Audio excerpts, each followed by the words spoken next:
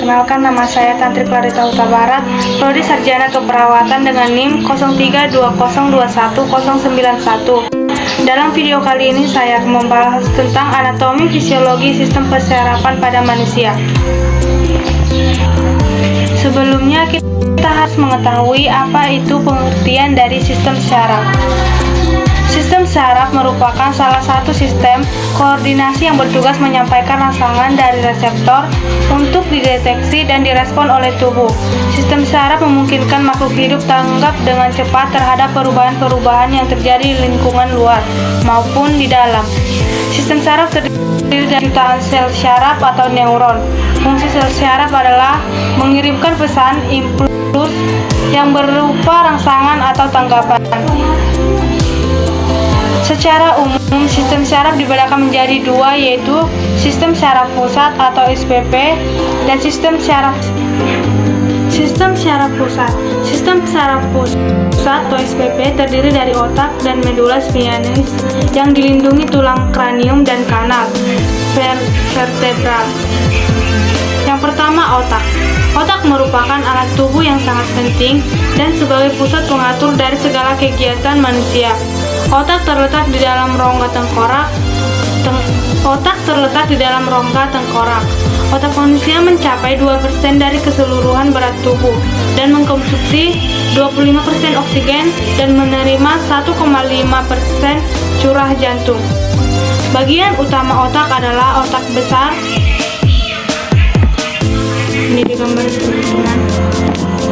Otak besar dan otak kecil yang disebut dengan cerebellum dan batang otak.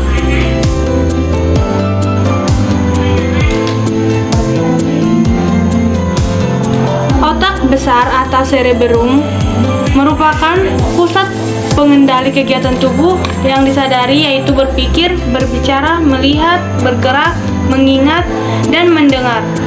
Otak besar dibagi menjadi dua belahan, yaitu belahan kanan dan belahan kiri. Masing-masing belahan pada otak tersebut disebut dengan hemisfer. Yang kedua, otak kecil atau cerebellum. Otak kecil terletak di bagian belakang otak besar, tepatnya di bawah otak besar. Otak kecil terdiri atas dua lapisan, yaitu lapisan luar berwarna kelabu dan lapisan dalam berwarna putih. Otak kecil dibagi menjadi dua bagian, yaitu belahan kanan yang dihubungkan oleh jembatan saraf. Otak kecil berfungsi sebagai pengatur keseimbangan tubuh dan mengkoordinasikan kerja otot ketika seorang akan melakukan kegiatan. Kemudian batang otak.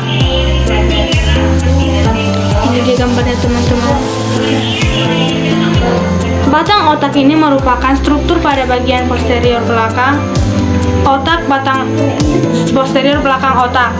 Batang otak merupakan sebutan untuk kesatuan dari tiga struktur, yaitu medula oblongata. Ini gambarnya teman. Medula oblongata dan pons.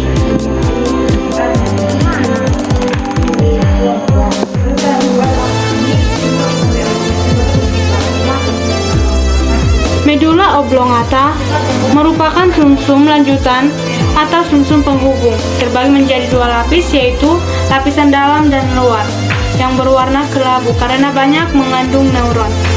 Lapisan luar berwarna putih, berisi neurit dan dendrit, panjangnya sekitar 2,5 cm dan menjulur dari pons sampai medula spinalis dan terus memanjang. Yang kedua, pons. Ini gambarnya teman-teman. Pons terletak di bagian atas dari batang otak antara medula oblongata dan talamus, dan dalam banyak hal bertindak sebagai penghubung antara kedua daerah. Kemudian otak tengah atau mesenpalon. Otak tengah merupakan penghubung antara otak depan dan otak belakang. Bagian otak tengah yang berkembang adalah lobus opticus yang berfungsi sebagai pusat refleksi pupil mata, pengatur gerak bola mata, dan refleksi akomodasi mata. Kemudian sumsum tulang belakang atau medula spinalis. Sumsum tulang belakang terletak memanjang dalam rongga tulang belakang, mulai ruas-ruas tulang leher sampai ruas-ruas tulang pinggang yang kedua. Sumsum tulang belakang terbagi menjadi dua lapis, yaitu lapisan luar yang berwarna putih dan lapisan dalam yang berwarna kelabu. Lapisan luar mengandung serabut syaraf dan lapisan dalam mengandung badan syaraf. Kemudian sistem syaraf tepi. Sistem syaraf tepi meliputi seluruh jaringan tubuh. Sistem ini terdiri dari syaraf kranial dan syaraf spinal yang menghubungkan otak dan medula spinalis dengan reseptor dan efektor. Susunan dari sistem syaraf tepi yaitu somatik dan otonom, memiliki fungsi yang berbeda. Sistem syaraf somatik bekerja dengan mengontrol semua hal yang kita sadari dan secara sadar mempengaruhi respon tubuh seperti menggerakkan lengan. Kemudian syaraf kranial. Syaraf kranial ini terdiri atas 12 pasang yang muncul dari berbagai bagian batang otak. Beberapa syaraf kranial tersusun dari serabut sensorik, tetapi sebagian besar tersusun dari serabut sensorik dan serabut motorik. Syaraf kranial terdiri atas beberapa syaraf, yaitu yang pertama, syaraf olfaktorius, merupakan syaraf sensorik. Syaraf ini berasal dari epithelium olfaktori mukosa nasal. Syaraf optik yang merupakan syaraf sensorik. Impuls dari batang dan kerucut retina dibawa ke badan sel akson yang membentuk syaraf optik.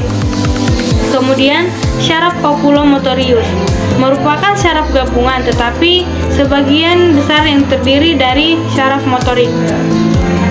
Kemudian, syaraf trachlear.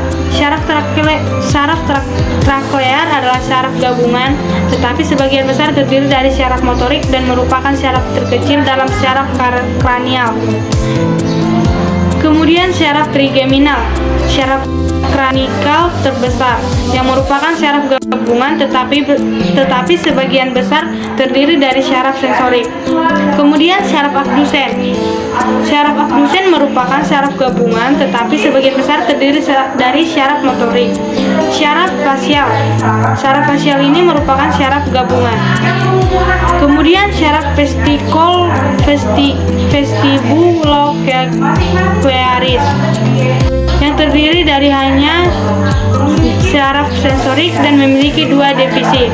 Kemudian syaraf glossopharyngeal yang merupakan syaraf gabungan. Neuron motorik berawal dari medula dan menginervasi otot untuk bicara dan menelan serta kelenjar saliva parotid. Syaraf vagus. Syaraf vagus ini merupakan syaraf gabungan neuron motorik yang berasal dari dalam medula dan menginervasi hampir semua organ toraks dan abdomen. Kemudian syaraf aksesori. Syaraf aksesori spinal merupakan syaraf gabungan, tetapi sebagian besar terdiri dari serabut motorik.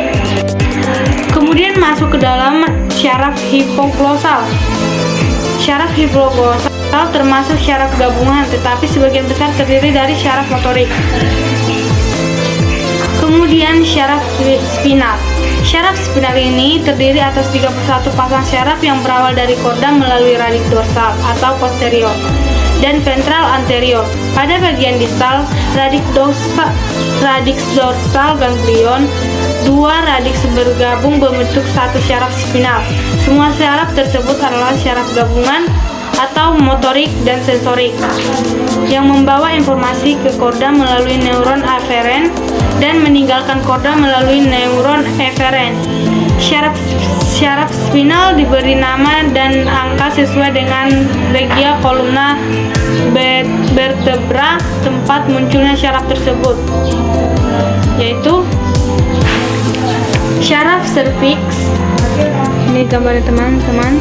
Syaraf serviks yang terdiri dari 8 pasang, syaraf toraks yang terdiri dari 12 pasang, syaraf lumbal yang terdiri dari 5 pasang, syaraf sakral terdiri dari 5 pasang, dan syaraf koksinis yang terdiri 1 pasang.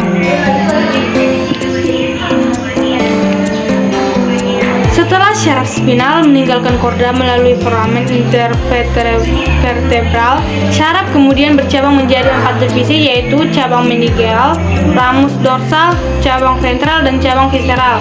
Sistem syaraf otonom atau SSO merupakan sistem motorik eferen visceral.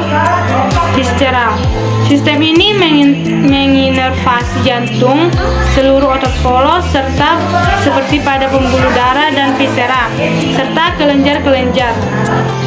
SSO tidak memiliki input volunteer.